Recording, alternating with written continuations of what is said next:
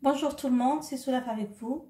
Aujourd'hui, on va voir ensemble une recette traditionnelle de la cuisine turque, les pains simit, des pains très délicieux, très fameux par leur forme d'anneau tressé, très beau et très présentable, surtout aussi leur décoration. Dans la recette originale des pains simit, on utilise pour la décoration de la mélasse. Ici, par exemple, moi, je vais utiliser de la mélasse de grenade. Mais vous pouvez utiliser de la mélasse de raisin. Sinon, si vous n'en trouvez pas, vous pouvez juste badigeonner les pains avec du blanc d'œuf pour faire coller les graines de sésame pour avoir le résultat similaire. Alors directement, on va voir les ingrédients et la façon de réaliser ces pains. Pour la recette d'aujourd'hui, on va avoir besoin de farine, on va avoir besoin de sucre, on va avoir besoin de sel, on va avoir besoin d'huile, on va avoir besoin d'eau tiède. On va avoir besoin de levure sèche instantanée. On va avoir besoin de lait en poudre. Si vous n'avez pas le lait en poudre, vous pouvez faire moitié eau, moitié lait. Les quantités, comme je vous ai habitué, vous allez les trouver en bas dans la boîte de description. Pour la décoration, on va avoir besoin de grains de sésame. Et comme je vous ai déjà parlé, de mélasse. Ici, c'est mélasse de grenade. Voilà, je la trouve dans les magasins turcs, dans les magasins de pakistanais ou de somaliens ici chez nous. Donc, vous allez les trouver dans les magasins orientaux. Et sinon, comme je vous ai dit, si vous n'avez pas la mélasse de grenade ou encore la mélasse de raisin, vous pouvez directement badigeonner vos pains avec du blanc d'œuf pour coller les grains de sésame. Tout de suite, on passe à la réalisation. Pour moi, cette fois-ci, je fais le pétrissage dans le Thermomix. Vous pouvez le faire à la main. Vous commencez tout d'abord par activer la levure avec l'eau et ensuite introduire le reste des ingrédients et la farine et ramasser tout doucement jusqu'à avoir une pâte molle, pas collante et très lisse. Alors, directement, on passe à la préparation. On va placer l'eau comme ça dans le fond du bol à Thermomix. On ajoute le sucre. On introduit la levure sèche instantanée. On va actionner le Thermomix, température 37, vitesse 1 pendant 1 minute. 1 minute, 37 degrés, vitesse 1.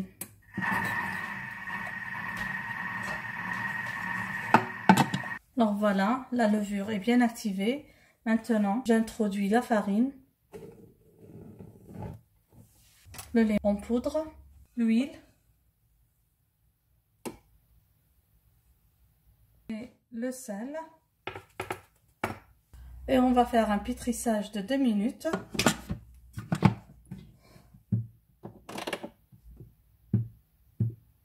Donc j'active la fonction pétrissage sur le Thermomix. Voilà.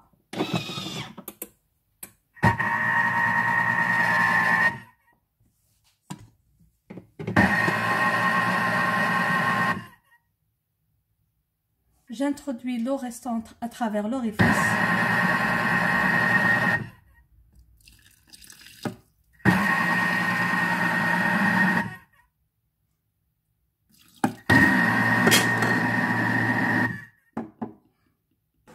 Alors voilà ma pâte. Là, je la ramasse en une boule. Comme ça. Vous voyez, elle est très souple. Je vais la laisser doubler de volume. Et après, on se verra pour le façonnage des pains simit. Comme vous pouvez voir, la pâte a bien doublé de volume. Je vais la dégazer pour former les boulettes.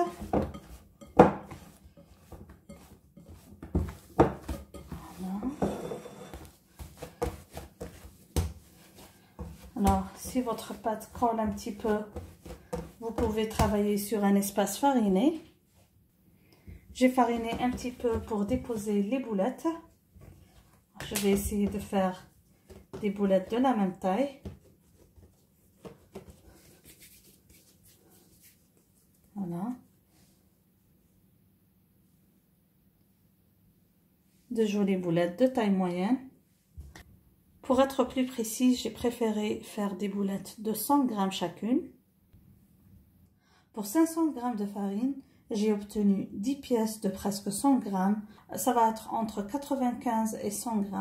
Là, je vais couper chaque boulette en deux pour façonner mes boudins et les enrouler pour façonner les pains sémites. Donc, je prends comme ça une pièce. Je la coupe en deux, comme ça. Je vais faire un boudin de presque 20 cm.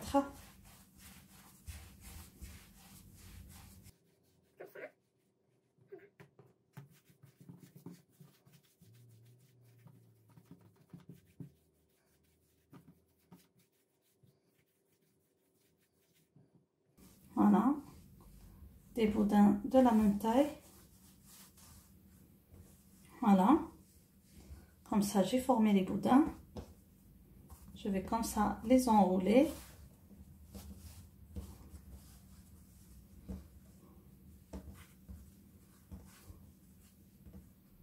Rouler les extrémités comme ça.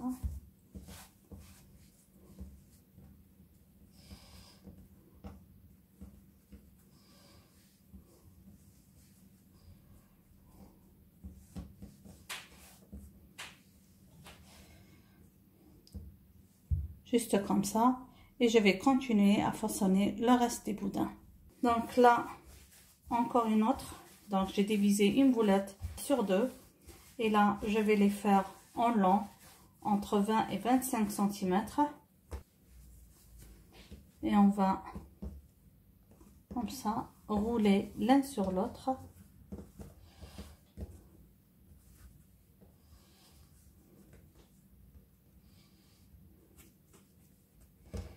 On va juste souder ça comme ça.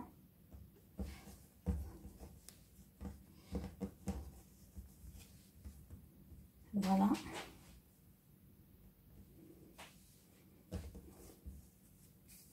Un joli cercle.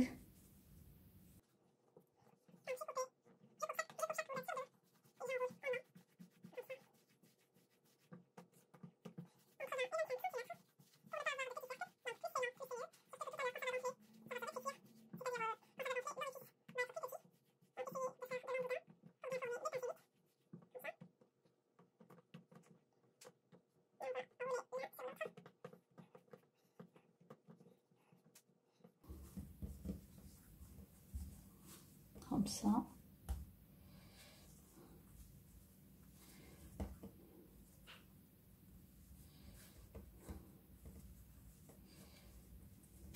Et on colle.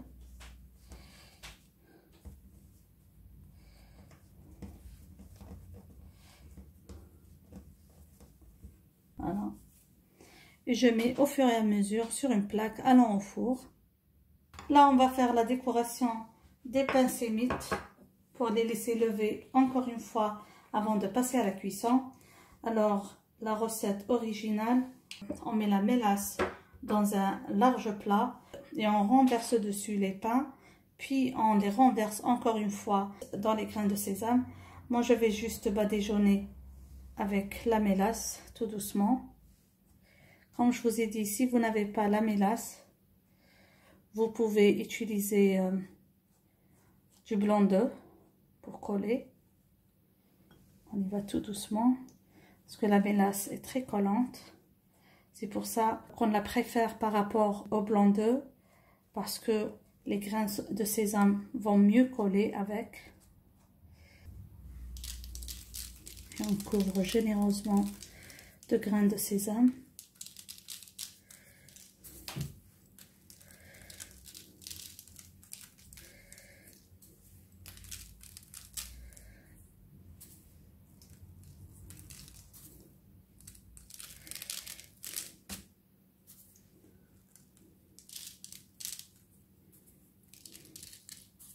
Vous voyez comment ça colle mieux qu'un blanc d'œuf.